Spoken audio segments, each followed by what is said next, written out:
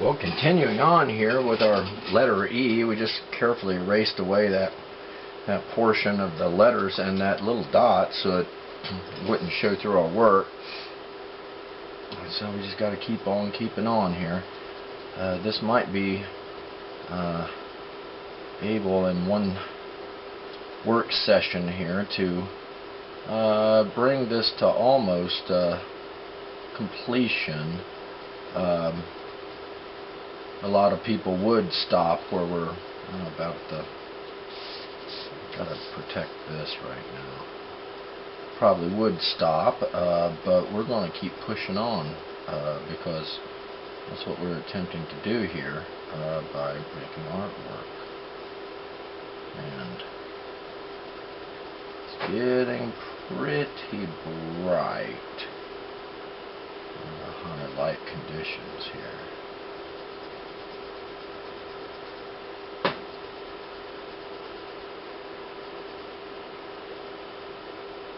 So, well, you know, we've spent a lot of time, hours in fact, coloring, drawing and coloring this in and making sure we protect its surface so that nothing bad happens to it. And you know, but you've also got to protect your artwork from, you know, just accidents that happen to it, especially when you're working on it at home.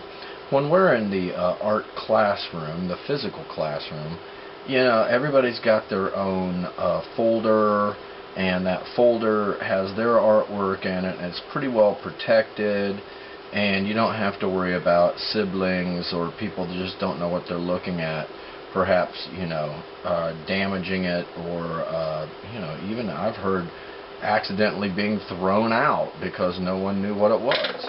And so, you know, it's important that if you're going to be working at home here, and if you're watching this video, you probably are working from home. And there's a lot of reasons why you might be. Some people receive home instruction due to illnesses. Some individuals are just behind. They come to school district late in the year and need to catch up on something that's already been covered in the physical classroom and group lessons, and so they need to, you know, be able to figure out what it is that is happening in the art classroom and in other classrooms. And so this is a good way to at least try to bridge that gap. But when you're working on your own, and if you were to pursue art in high school and college and as a career, you're going to be spending a lot of your time working by yourself, and it's important that, you know, you're okay with that. A lot of artwork requires long-term focus, and you know, you're really just not something that you can socialize at the same time that you're trying to, you know, hit your production goals. And so it becomes you know, kind of an introspective person's craft sometime, although it leaves you really craving the company of others when you're not working on the projects. I've never been able to really work very well when people are watching what I am doing. That kind of is a bit of a disturbance to me. This light, I'm going to change it just slightly because it seems to be affecting the way I see the colors. That seems to be a little better, doesn't it? I don't know. It seems strange. But we'll have to just keep on working here. But the lighting is a big deal, especially during video. It's a very big deal when you're working from real life, when you are drawing something that you're observing. The action of the light has a huge effect on the outcome of the project and how it appears. So harsh lighting that casts really dramatic shadows, if you can capture that, that's very powerful.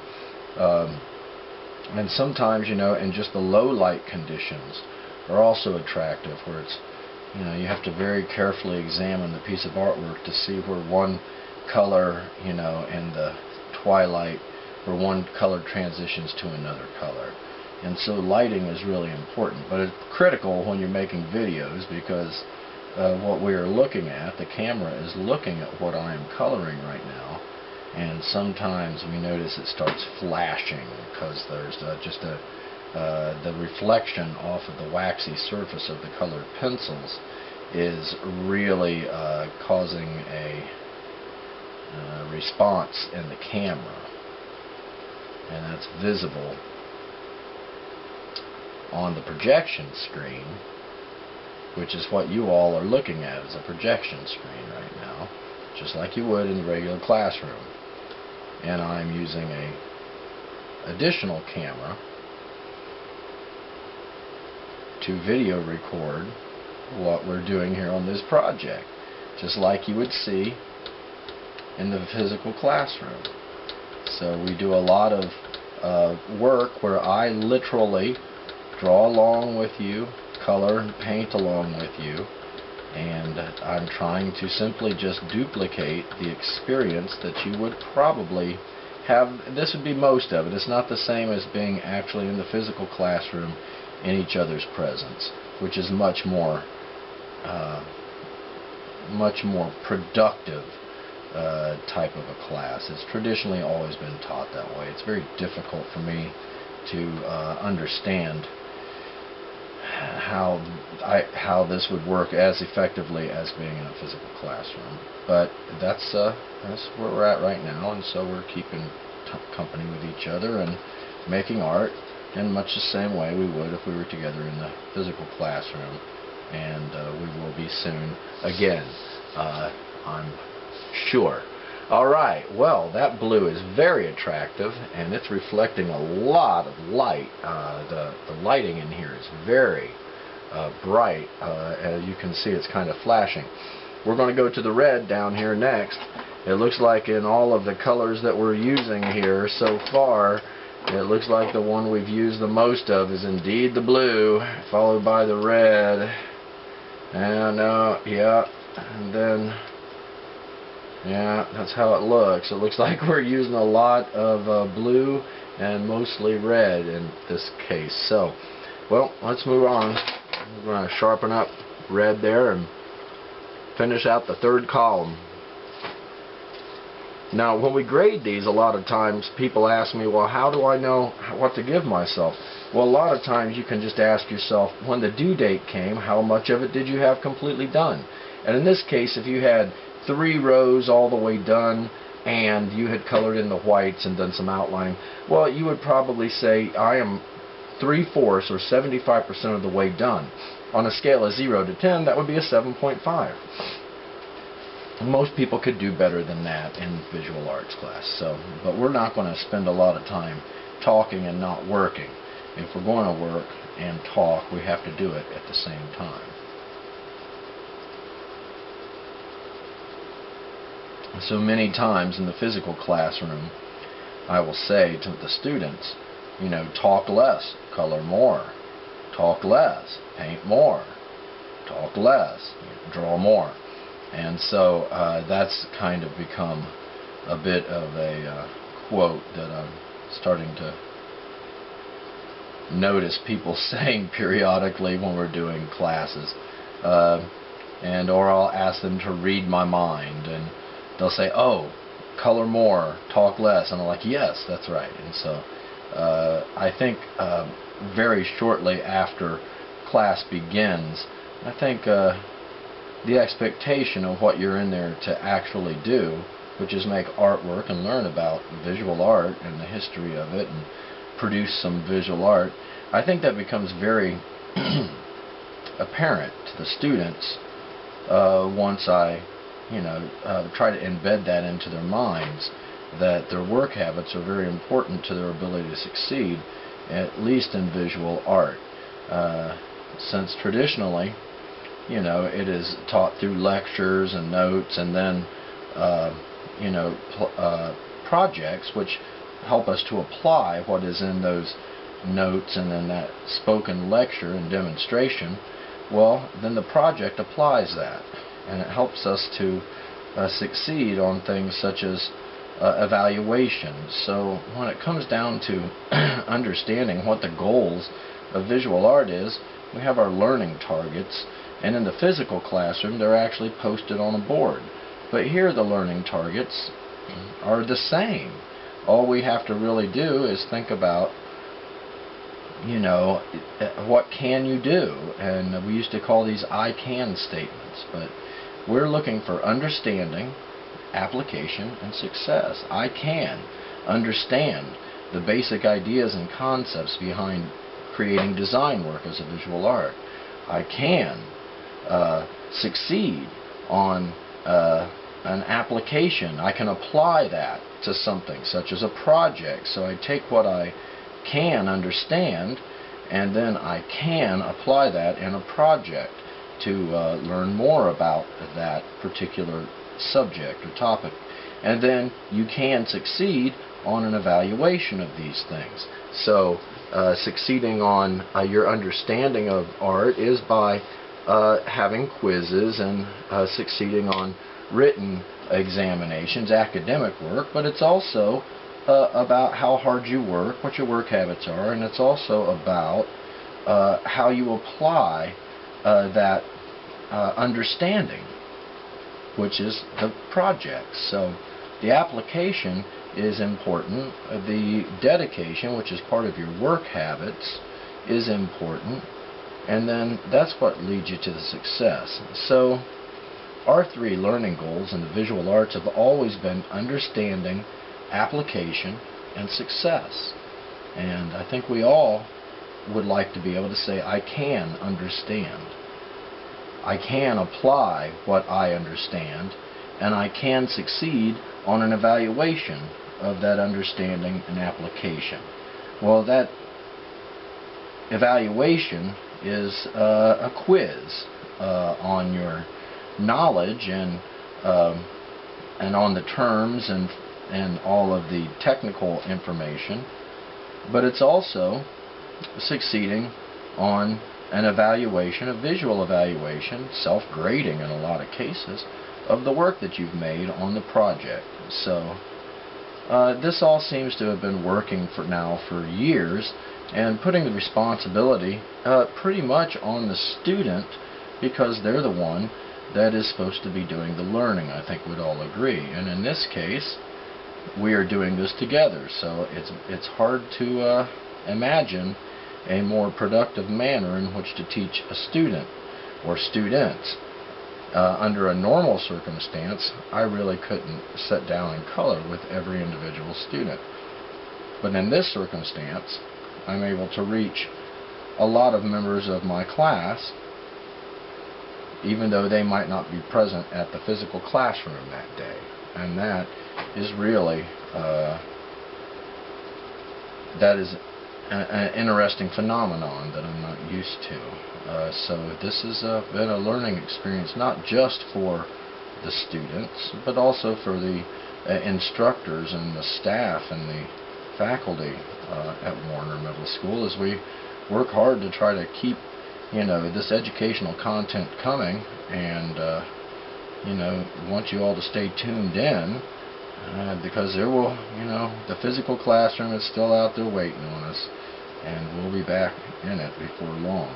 Alright, I'm making tremendous progress here. I hope you're keeping up, and if you're not keeping up, you need to either figure out why, or perhaps you're not just, quite as experienced. I have a lot of experience making this, and as a result, I can work pretty quickly, and so that's simply an acquired skill, and it can take people, some time to acquire skills like this. And so you just keep watching and coloring and trying to do your best, and everything will be very good here. Okay, that looks like that's a pretty well saturated red, if you ask me. If I kind of hold this down, we can get a really good look at it. That is pretty nice work. So I hope you're experiencing the same amount of success that I'm experiencing during all of this, because we're making a piece of artwork. So we are well over 75% of the way done here, and we've got a new letter for a change that we get to try to work on. I'm going to remove this. There we go. And that letter is U, or in this phonetic alphabet, it's uniform. So there it is right there. It's strangely shaped exactly like the letter L down here, except that the colors have been changed to red in the upper left and lower right and white on the others. So we're going to go ahead and start working on that right now. So it says it's red. Make sure, you can never double check too many times. It says it's red here and this one here. Alright, so we're going to keep on with the red. Sometimes it can get fatiguing, meaning it can wear you down. And it looks like now the red is closing in on being it's closing in on the blue there as being the most used color. Let's try this one here first.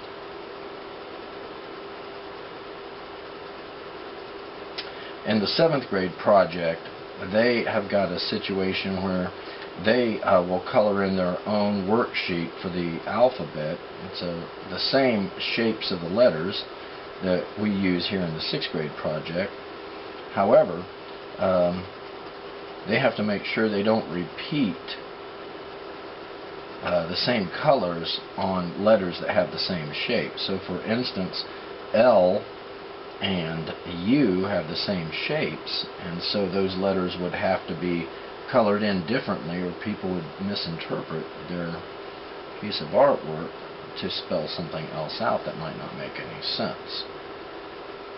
So a lot of times the shapes are repeated. I believe the letter R is repeated also as the letter X, and the letter M is also repeated as the letter V, just different colors if we were to look at the reference page. So we're making good progress here, and before long we will be in the just going through and dressing it up stage,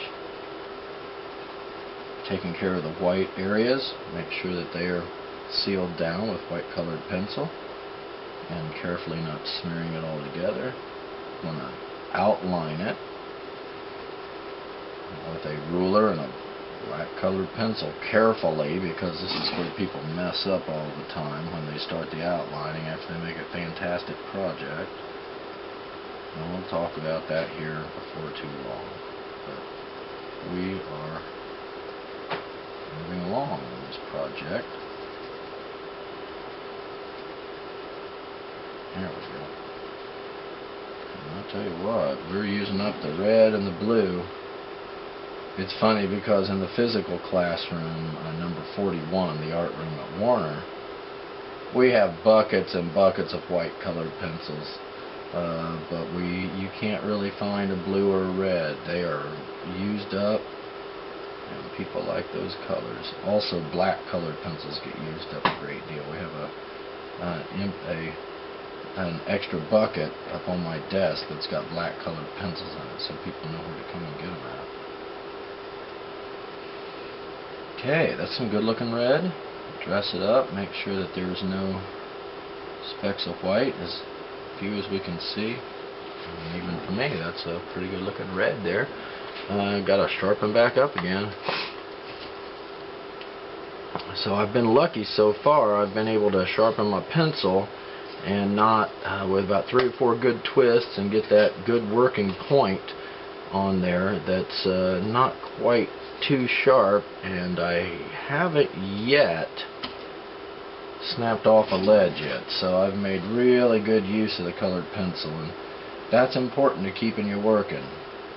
Now, if you have your own colored pencils, so you take good care of them, but sometimes in the classroom people have been abusing the colored pencils and they've had a tough time, and or they've been damaged in shipping, and man, they are hard to sharpen simply because of the fact that they have they've been broken off up inside of the wooden part of the pencil, and every time you sharpen it, the tip falls out, and that just drives you crazy.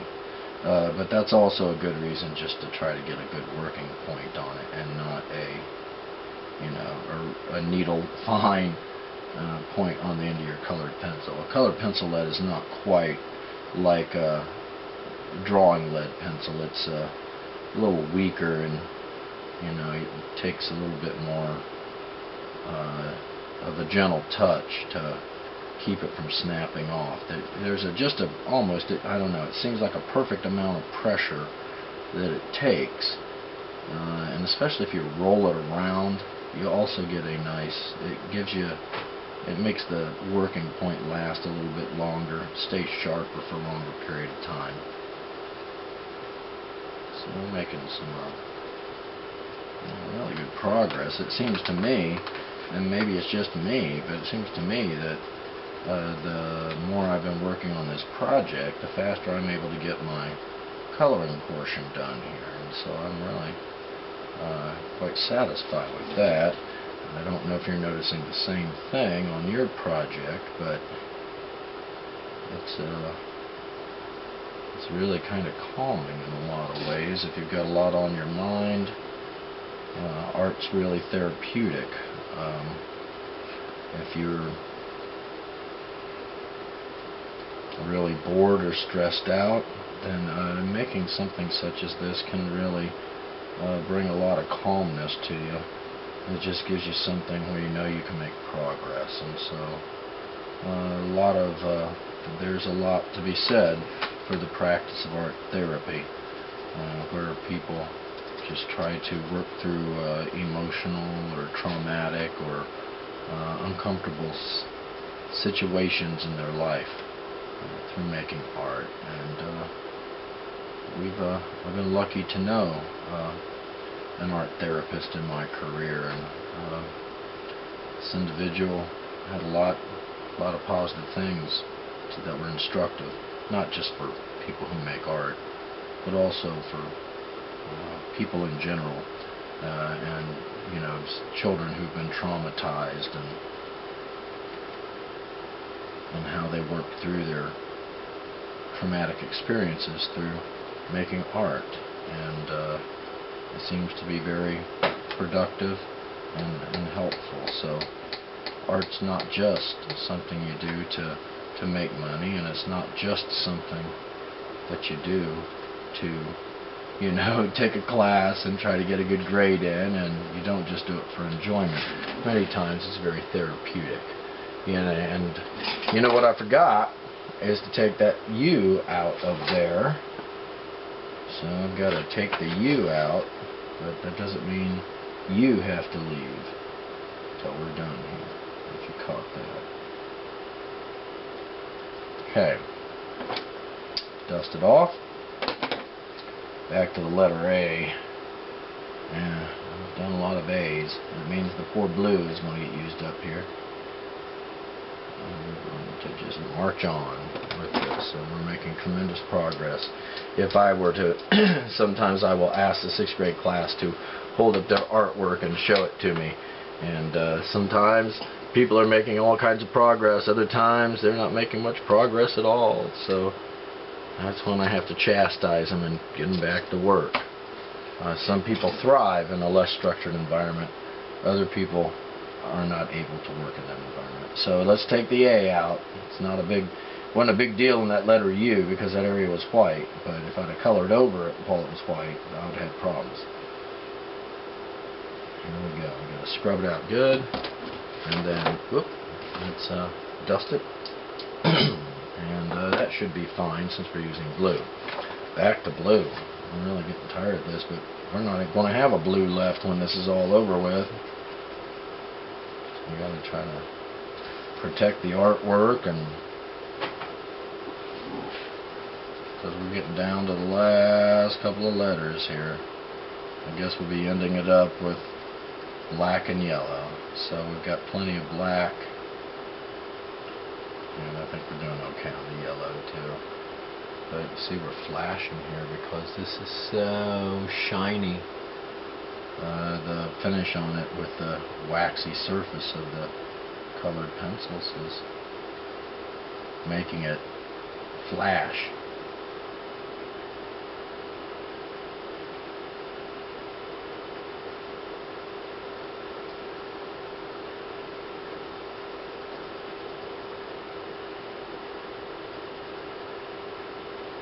Alright, I'm feeling pretty good about this project. If you've been tuning in and working like you should be on it, then you're probably noticing that yours is starting to develop pretty well too. And we started with nothing but a blank piece of paper, and now here we are, after just some time and a little bit of concentrated effort. Here we are, approaching the finish line of this. I like to think of it's a lot more like a marathon than a sprint. You really gotta just keep at it, and that's how things get done. It's just being persistent, but also, dedicating yourself to doing a good job. But this is coming together, and I, like you, at the very beginning of this, I thought, man, this is going to be a lot of work, and you were right, and so was I. And it is a lot of work, but at the end of it all, I think there's been a lot of value from this. We've continued to be persistent, and we've developed a longer attention span, and discussed some things like rolling the pencil in your hand as you were working with it, and changing the way that you color so that you don't get a pattern, you get a nice smooth finish. If you can figure out how to do that, that's tremendous achievement, because anybody can get scratchy, non-smooth, non-saturated color. But being able to get that smooth, opaque, saturated color is an acquired skill. Alright, gotta get the 4 blue.